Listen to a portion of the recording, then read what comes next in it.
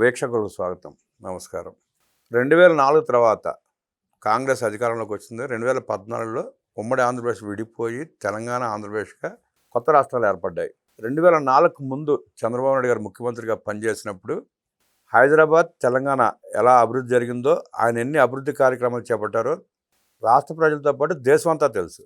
21 సంవత్సరాల తర్వాత ఇవాళకి కూడా బీఆర్ఎస్ పార్టీ తాము 9 సంవత్సరాలు పరిపాలన చేసి వాళ్ళు చేసుకున్న పనులు, మంచి పనులు చెప్పుకోవడానికి లేక ఇవాళకి చంద్రబాబు నాయుడు గారు భజన చేయడం ఏంటో, అలాగే అసెంబ్లీలో చంద్రబాబు నాయుడు గారి పేరు ప్రస్తావించడం ఏంటో, ఎందుకు అలా బీఆర్ఎస్ వ్యవహరిస్తుంది, ఏ రాజకీయ ప్రయోజనాల కోసం అలా చంద్రబాబు గారి పేరు ఎత్తి మాట్లాడుతున్నారు అంటే కాంగ్రెస్ పార్టీని ఎదుర్కొనే ధైర్యం లేక మళ్ళీ ప్రజల్లో సెంటిమెంట్ రగిలించి రాజకీయ పబ్బం గడుపుకునే ప్రయత్నం చేస్తుందా బీఆర్ఎస్ పార్టీ? తెలుసుకునే ప్రయత్నం చేద్దాం. వివరించడానికి మనతో పాటు ఉన్నారు సీనియర్ జర్నలిస్ట్ సత్యమూర్తి గారు. వారిని అడిగి మరిన్ని విశేషాలు తెలుసుకుందాం.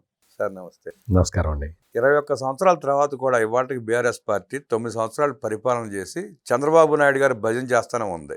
ఏ సమస్యను ఎత్తుకున్నా చంద్రబాబు గారి పేరు ప్రస్తావన చేయకుండా వాళ్ళు మాట్లాడే పరిస్థితి లేదు. ఒక పక్క కవిత హరీష్ రావు గారిని చంద్రబాబుతో పోలుస్తుంది, కేసీఆర్ చంద్రబాబు గారిని దూషిస్తూ ఉంటాడు, కేటీఆర్ కూడా అదే పరిస్థితి. అంటే కాంగ్రెస్ పార్టీ ప్రభుత్వంలో వాళ్ళ చేస్తున్న పనులను విమర్శించకుండా, ప్రజల సమస్యలను ఎత్తకుండా చంద్రబాబు నాయుడు గారు భజన చేయడం గల కారణాలు ఏంటంటారు? ఎట్లా విశ్లేషిస్తారు? మీరు ముందుగా మిమ్మల్ని చూస్తే కొంచెం సంతోషంగా ఉంటుంది. ఎందుకంటే ఒక డిఫరెంట్ పొలిటికల్ సబ్జెక్ట్స్ని తీసుకొని మీరు నన్ను పిలిచి అడుగుతూ ఉంటారు. ఎందుకు అంటే ఇప్పుడు మీరు చెప్పిన యాంగిల్లో వేరే వాళ్ళు ఎవరు అడగలేరు. ఇంకొకటి ఏంటి అంటే ఎవరికి వాళ్ళకి వాళ్ళ అభిప్రాయాలు ఉంటాయి. కాకపోతే ఏంటి అంటే మొత్తం అటు ఇటు ఏం జరుగుతున్నది అనేది రెండు పార్శ్వాలు మనం చూస్తే తప్ప మనకి ఒక కంక్లూజన్కి మనం రాలేము. ఇది అందుకనే నేను మీరు క్వశ్చన్ అడుగుతూ ఉంటే నాకు చాలా ఆనందం అనిపించింది. ఎందుకంటే ఈ సబ్జెక్టు కొంత విశ్లేషించాల్సిన సబ్జెక్టు. రాజకీయపరమైన విశ్లేషణలు చేసుకోవటం ప్రస్తుత సమాజంలో అత్యవసరం. ఎందుకు అంటే ప్రతిదీ కూడా రాజకీయాలతోటి ముడిపడి ఉంటున్న సందర్భం ఇది. ముందుగా కేసీఆర్ మానసిక స్థితి గురించి మీకు ఒక 2 ముక్కలు చెప్పి నేను తర్వాత నెక్స్ట్ మీరు అడిగిన సబ్జెక్టుకి వస్తా. కేసీఆర్ మానసిక స్థితి ఇప్పుడు ఎట్లా ఉంది అంటే, పాయింట్ నెంబర్ 1, అధికారం కోల్పోయిన తర్వాత అతనికి పూర్తిగా స్ట్రాటజీ అనేది లోపించింది. అతనికి అనారోగ్యం వల్ల కావచ్చు, వయసు రీత్యా కావచ్చు, లేదు ఆయనకున్న వేరే అలవాట్ల కారణంగా కావచ్చు. వాటితోటి కూతురు కవిత ఎఫెక్ట్ నేను దానికి వస్తాను. నేను ముందర కేసీఆర్ మనస్తత్వాన్ని విశ్లేషించిన తర్వాత రాజకీయ కోణంలోకి వస్తాను. అతను ఈ 3 రీజన్స్ తోటి చాలా దెబ్బతిని మానసికంగా స్తబ్దుగా మారిపోయాడు. అతను అంతకు ముందర చాలా యాక్టివ్గా ఉండేవాడు అని అందరూ అనుకున్నారు. ఆ యాక్టివ్నెస్ ఏంటి అనేది, ఎట్లా వచ్చింది ఆ యాక్టివ్నెస్ అనేది ఇప్పుడు కవిత వివరించి చెబుతుంటే మనకు వచ్చింది. అంటే ఆ యాక్టివ్నెస్ ఎట్లా వచ్చింది అంటే, ఒకవైపు హరీష్ రావు ఎక్కిస్తూ ఉండటం, ఇంకొక వైపు కేటీఆర్ ఎక్కిస్తూ ఉండటం, ఇంకోవైపు సంతోష్ అని చెప్పి వాళ్ళ కొడుకు వరుస అవుతాడు, అతను చెప్పి ఎక్కించటం. ఈ 3 శక్తులు కేసీఆర్ని నడిపించినాయి అని కవిత చాలా స్పష్టంగా చెప్పటంతో మనకి అప్పుడు కూడా ఈయన యాక్టివ్గా లేడు, వీళ్ళు చెప్పినవే నడిచినవి అని మనం అర్థం చేసుకోవాలి. మరి ముఖ్యంగా తెలంగాణ ప్రజలు అర్థం చేసుకోవాల్సిన అతి ముఖ్యమైన పాయింట్ ఇది. నేను చెప్పింది అర్థమైంది కదా? అధికారం కోల్పోయిన తర్వాత సంగతి చెప్పాను. అధికారంలో ఉన్నప్పుడు కవిత చెప్పిన ఎక్స్ప్లెనేషన్స్ అన్నీ క్రోడీకరించుకుంటే మనకు అర్థమయ్యేది ఇది. అంటే కేసీఆర్ పప్పెట్టుగా మారిపోయి చాలా కాలం అయింది. ఇప్పుడు నెక్స్ట్ ఏంటి? వీళ్ళకి అధికారం పోయింది కదా, పోయినది తెలంగాణ రాష్ట్రంలో రేవంత్ రెడ్డి వచ్చి కాంగ్రెస్ పార్టీ ఆధ్వర్యంలో వాళ్ళు పనిచేస్తూ ఉన్నారు. పెద్ద పెద్ద హేమీలని మంత్రులుగా పెట్టుకొని కాంగ్రెస్ పార్టీలోకి కొత్తగా వచ్చిన రేవంత్ రెడ్డి ముఖ్యమంత్రి పార్టీని నడుపుతున్నాడు, ప్రభుత్వాన్ని నడుపుతున్నాడు. ఒక దాదాపుగా 1.5 year ఈ బీఆర్ఎస్ పార్టీకి సంబంధించిన ఈ థింక్ ట్యాంక్ వెయిట్ చేసింది. వాళ్ళు వేచి చూశారు. థింక్ ట్యాంక్ అంటే ఎవరు? హరీష్ రావు, కేటీఆర్, సంతోష్. వీళ్ళు వెయిట్ చేశారు.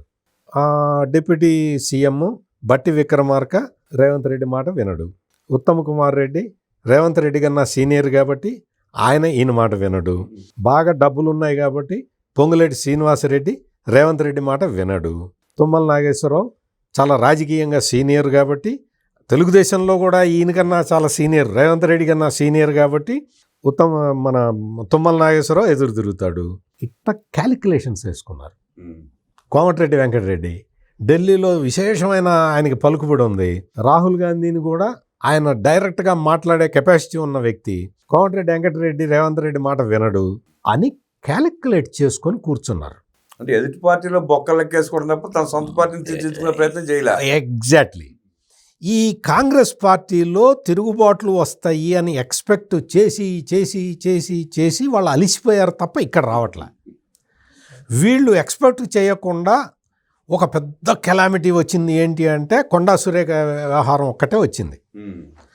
ఆ కొండా సురేఖ వ్యవహారం తీసుకున్న తర్వాత ఆ మినిస్టర్ కొండా సురేఖ, ఆమె భర్త కొండా మురళి, వీళ్ళ ఎపిసోడ్ పెద్దదైపోతుంది అని చెప్పి ఎక్స్పెక్ట్ చేస్తే కొండా సురేఖ వచ్చి, అన్నా నేనేదో పొరపాటు జరిగింది, నాకు అటువంటి ఉద్దేశాలు ఏం లేవు అని చెప్పి Congress observer general secretary Meenakshi Natarajan ముందర ఆమె వచ్చి, అమ్మ నేను ఇట్లా అనుకోలేదు, ఇట్లా జరిగింది అన్న అంటే నాకు ఆయన మా ముఖ్యమంత్రి, మా లీడరు అని ఎప్పుడైతే కాంప్రమైజ్ అయిపోయిందో బీఆర్ఎస్కి వేరే మార్గం ఎక్కడా కనపట్టాల.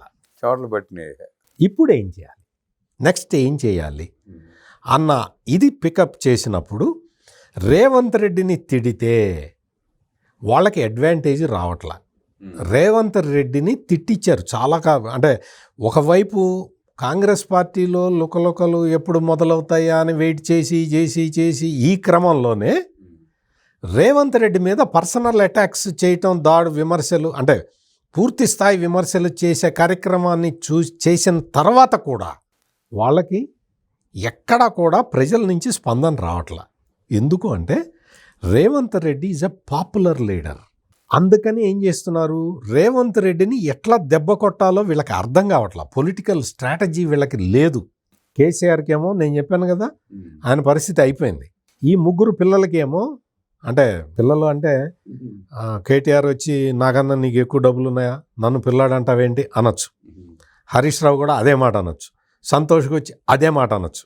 అంటే డబ్బులు లేవు కానీ మనకైతే తెలివితేటలు ఉన్నాయి. వయసులో పిల్లలేగా, ఆ వయసులో పిల్లలే కాబట్టి అందుకని కొంచెం వాళ్ళకి ఈ రేవంత్ రెడ్డి మీద వ్యతిరేకత రెచ్చగొడదామంటే కుదరలా.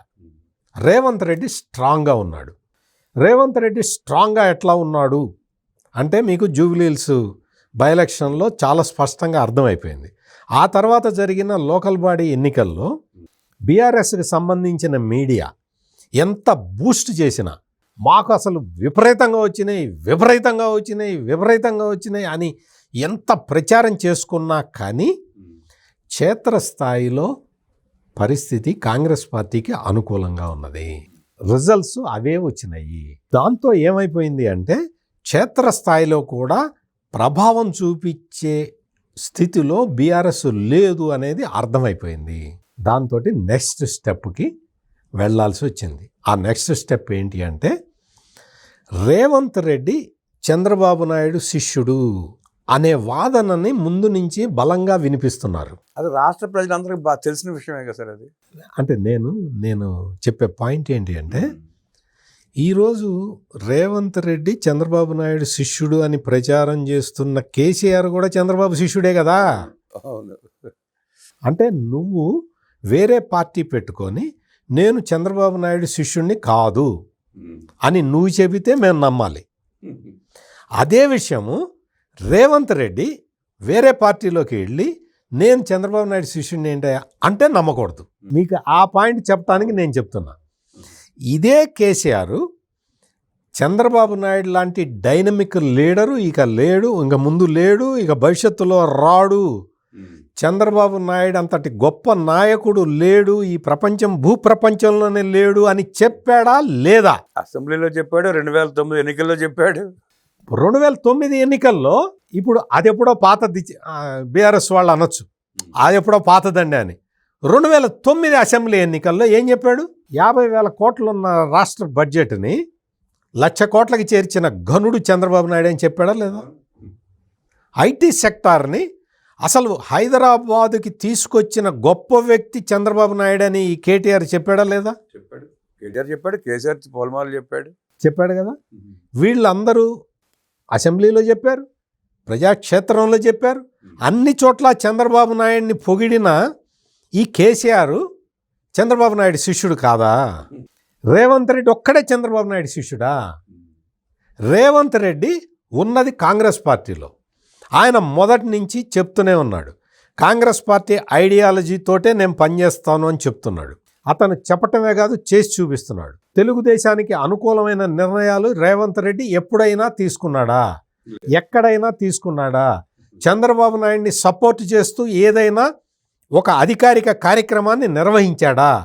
చంద్రబాబు నాయుడు పోలవరం బనకచెర్ల లింక్ ప్రాజెక్టు ఆ ప్రాజెక్టు టేకప్ చేస్తే ఫస్ట్ అబ్జెక్షన్ చెప్పిన వ్యక్తి రేవంత్ రెడ్డి. దాంతో రేవంత్ రెడ్డి అబ్జెక్షన్ తోటి పోలవరం బనకచెర్ల లింకు ప్రాజెక్టుని నల్లమల్ల ప్రాజెక్టుగా మార్చుకొని దాన్ని తగ్గించి దాన్ని ఇది చేసి రకరకాల కార్యక్రమాలు చేసి చంద్రబాబు నాయుడికి ఏంటి అంటే ఆయనకి తన రాష్ట్ర ప్రయోజనాలు ఎట్లా తీర్చాలా అనేదే ఉంటుంది తప్ప కన్ఫ్రంటేషన్కి వెళ్ళడు. మీకు కేసీఆర్ మర్చిపోయాడు, కానీ కేసీఆర్ ముఖ్యమంత్రిగా ఉన్నప్పుడు కూడా చంద్రబాబు నాయుడు ఆంధ్రప్రదేశ్ ముఖ్యమంత్రిగా తెలంగాణతోటి సామరస్యపూర్వకంగానే ఉన్నాడు. మీరు కావాలంటే ఏ విషయాన్నైనా చూసుకోండి. కాకపోతే చంద్రబాబు నాయుడికి తన రాష్ట్ర ప్రయోజనాలు ముఖ్యం కాబట్టి నీకు తెలంగాణలో ఉన్న మా వాటా ఆస్తులు నీకు ఇవ్వాలి అంటే ఇగో నువ్వు ఈ పనులు చేయాలి అని పెట్టాడు, ఆంధ్రప్రదేశ్ ప్రయోజనాలని కాపాడుకోవటానికి. కానీ జగన్మోహన్ రెడ్డి ముఖ్యమంత్రి కాగానే కేసీఆర్ ముఖ్యమంత్రిగా ఉన్నాడు తెలంగాణలో. కేసీఆర్కి ఎటువంటి షరతులు పెట్టకుండా కేవలం తన వ్యక్తిగత ప్రయోజనాలు మాత్రమే చూసుకొని తెలంగాణలో ఉన్న ఆంధ్ర వాటాని, ఆంధ్ర ఆస్తుల వాటాని కేసీఆర్ పాదాల చెంత ఉంచాడు ఈ జగన్మోహన్ రెడ్డి. బదిలీ చేసాడు. అది జరిగింది.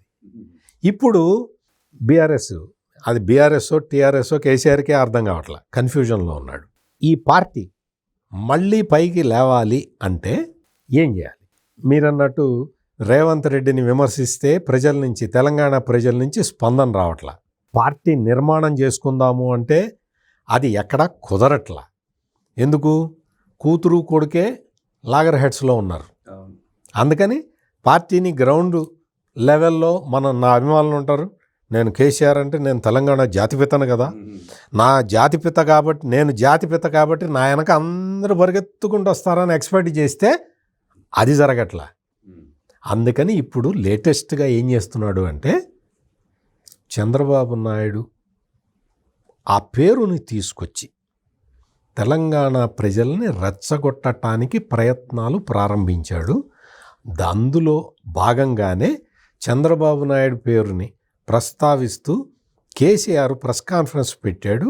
ఆ తర్వాత ఇప్పుడు మీరంటున్నట్టు అసెంబ్లీలో కూడా చంద్రబాబు నాయుడు ప్రస్తావన తీసుకువచ్చి, అంటే కాంగ్రెస్ పార్టీని, రేవంత్ రెడ్డిని ఏమీ అనలేక, అంటే తెలంగాణ ప్రజల నుంచి రెస్పాన్స్ రావట్లేదు అన్న నిజాన్ని గ్రహించిన తర్వాత రేవంత్ రెడ్డిని, చంద్రబాబు నాయుడిని కలిపితే వీళ్ళిద్దరూ ఒకటే అని చెబితే మన రాజకీయ పబ్బం గడుస్తుంది అని చెప్పి కేసీఆర్, కేటీఆర్, హరీష్ రావు, ఈ సంతోష్ రావు, ఈ నలుగురు కలిసి ఆలోచిస్తున్న విధానం. ఇంకో విషయం చెప్పాలా? ఇప్పుడు ఇదంతా వాళ్ళ ఆలోచన కదా. కేసీఆర్ ఏం చేయాలో నేను చెప్తా. కేసీఆర్ ఎట్లా చేయాలి, ఎట్లా చేస్తే, అఫ్కోర్స్ ఎట్లా చేసినా మళ్ళీ బీఆర్ఎస్ బతకదా, అది వేరే విషయం. కానీ కనీసం గౌరవప్రదమైన పార్టీగా మిగులుతుంది. ఏం చేయాలి అంటే ఇప్పటికైనా వాళ్ళ 10 సంవత్సరాల కాలంలో జరిగిన తప్పుల్ని ఒప్పుకోవాలి, ప్రజల ముందరకు రావాలి, ప్రజల ముందరకు వచ్చి తప్పు చేశాము, మేము కాళేశ్వరం ప్రాజెక్టుని తప్పు ప్లేసులో కట్టాము, దానికి సంబంధించి మేము చాలా పశ్చాత్తాపడుతున్నాము, మీకు డబుల్ బెడ్రూమ్ ఇళ్ళు అని చెప్పి ఆశ చూపించి మిమ్మల్ని మోసం చేశాము. దళితులకి 3 ఎకరాల స్థలం ఇస్తామని చెప్పాము. 3 ఎకరాల స్థలం ఇవ్వటం పాజిబుల్ కాదు, మేమిచ్చిన తప్పుడు హామీ. అందుకు మమ్మల్ని క్షమించండి. దళితుడిని ముఖ్యమంత్రిని చేస్తా అన్నాము, కానీ మా కులపోళ్ళనే ముఖ్యమంత్రిని చేసుకొని మా కులపోళ్ళకే మొత్తం కీలకమైన పదవులన్నీ కట్టిపెట్టాము. తప్పు జరిగింది, క్షమించండి. ఇప్పటికైనా నేను నా పార్టీ అధ్యక్షుడిగా ఒక దళితుడిని పెట్టి నేను తప్పుకుంటాను అని చెబితే ఏమన్నా బీఆర్ఎస్ పార్టీ ఒక గౌరవప్రదమైన పార్టీగా మారటానికి ఆస్కారం ఉంది. నేను ఖచ్చితంగా మారుతుందని నేను కూడా గ్యారంటీ ఇవ్వలేను. ఇప్పుడు చంద్రబాబు నాయుడిని విమర్శించటం ద్వారా మళ్ళీ ఆంధ్ర తెలంగాణ విభేదాలు రాజుకునేలాగా చేద్దామనేది పెద్ద రాంగ్ స్ట్రాటజీ వేస్తున్నాడు ఈ కేసీఆర్. ఎందుకో తెలుసా? యువతల రేవంత్ రెడ్డి ఎప్పటికప్పుడు ఆంధ్ర ప్రజలతోటి నేను సఖ్యతగా ఉన్నాను, చంద్రబాబు నాయుడుతోటి నేను సఖ్యతగా ఉన్నాను, కానీ నా రాష్ట్ర ప్రయోజనాలను నేను కాపాడుకుంటాను అన్న క్లియర్ కట్ డివిజన్ని ప్రజలకి చూపిస్తూ కనిపిస్తుంది, అది స్పష్టంగా చూపిస్తూ ఉన్నాడు. జూబ్లీ హిల్స్ బై ఎలక్షన్లో నేను అమీర్పేట చౌరస్తాలో ఎన్టీఆర్ విగ్రహం పెడతానని చెప్పి ఒక ప్రామిస్ చేసి జూబ్లీ హిల్స్లో గెలిచాడు. స్థానిక సంస్థల ఎన్నికల్లో నాకు ఈ రాష్ట్ర ఇంట్రెస్ట్ తప్ప నాకు వేరే ఇంట్రెస్ట్ లేదు అని చెప్పి స్థానిక సంస్థల ఎన్నికల్లో గెలిచాడు. అంటే చంద్రబాబు నాయుడు మీద ఉన్న వ్యతిరేకతని రెచ్చగొట్టే ప్లాన్ వేస్తున్న కేసీఆర్ చంద్రబాబు నాయుడుతోటి నాకు విభేదాలు లేవు అని స్పష్టం చేస్తూనే తన రాష్ట్ర ప్రయోజనాలని కాపాడుకుంటున్న రేవంత్ రెడ్డి, వీళ్ళిద్దరిని చూస్తే రేవంత్ రెడ్డి ఎప్పటికప్పుడు గెలుస్తూ ఉన్నాడు, కేసీఆర్ ఎప్పటికప్పుడు ఓడిపోతూ ఉన్నాడు. మీరే ఆలోచించుకోండి.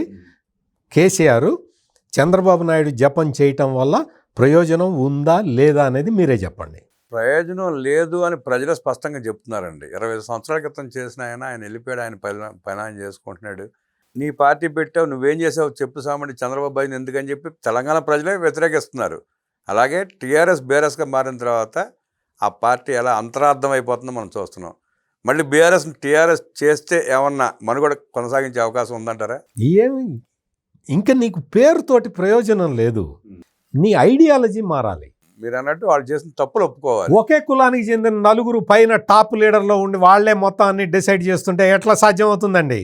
డిప్యూటీ సీఎంగా నువ్వు ఒక ముస్లింని పెడితే ముస్లింలకు సంబంధించిన ఆస్తుల్ని పరిరక్షించావా? ముస్లింల ప్రయోజనాలను కాపాడావా?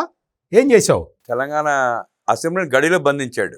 అందుకని ఐడియాలజీ మారాలి తప్ప పేరుతోటి ప్రయోజనం లేదు.